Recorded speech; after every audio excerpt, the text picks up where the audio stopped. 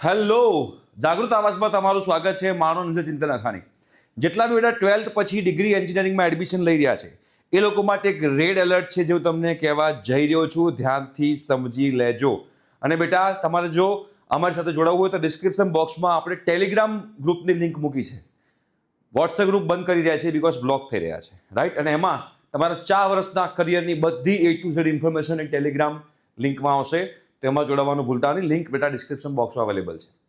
બેટા ઘણા બધા વિદ્યાર્થીઓ હવે મેનેજમેન્ટ કોટામાં એડમિશન લેવા જઈ રહ્યા છે. દરેક કોલેજમાંથી કોલ આવી રહ્યા છે. કોલેજનું નામ અત્યારે નહીં લઉં, બટ અત્યારે આજના દિવસમાં પણ એક કોલેજમાં 1000થી વધારે વિદ્યાર્થીઓ બેઠેલા છે. એવી આશા છે કે એમને કોલેજમાં એડમિશન મળશે.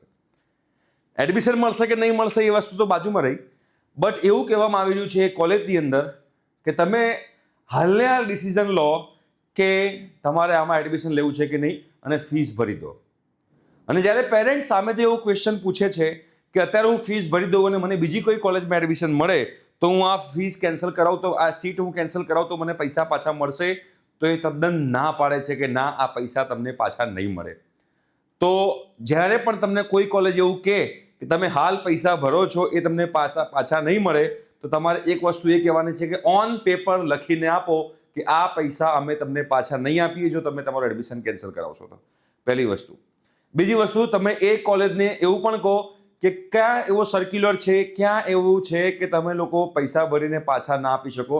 એવો સર્ક્યુલર છે કે કોઈ વિદ્યાર્થી ફીસ ભરે છે અને એડમિશન કેન્સલ કરાવે છે અમુક ડેટ પહેલા, તો એ પૈસા બધા જ કોલેજે પાછા આપવા પડશે.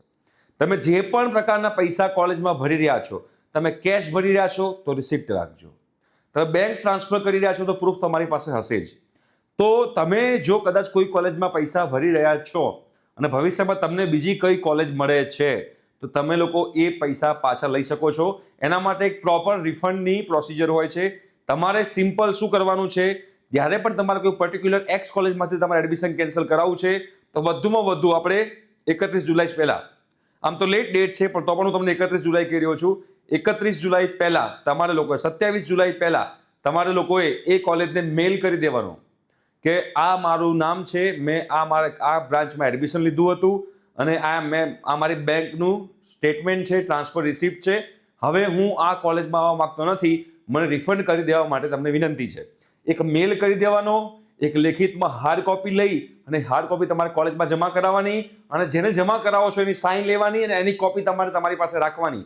આટલી પ્રોસિજર તમે કરશો તો કોઈ પણ કોલેજ તમારો એક પણ રૂપિયો એમની પાસે રાખી શકશે નહીં. એટલે કોઈ કોલેજ જો એવું કહેતી હોય તો બિલકુલ ગભરાવાની જરૂર નથી. બરોબર છે. આપણે એસીપી સાથે વાત થઈ ચૂકેલી છે અને તમામ વિદ્યાર્થીઓને કહું છું, ફીસ ભરતા ગભરાતા નહીં, પણ એનું પ્રોપર પ્રૂફ રાખજો અને રિફંડ કરવાની પ્રોપર એક કહેવાય ને મેથડ છે, એ મેથડ ફોલો કરશો તમારા બધા રૂપિયા તમને પાછા મળશે. ઠીક છે. Thank you so much. By.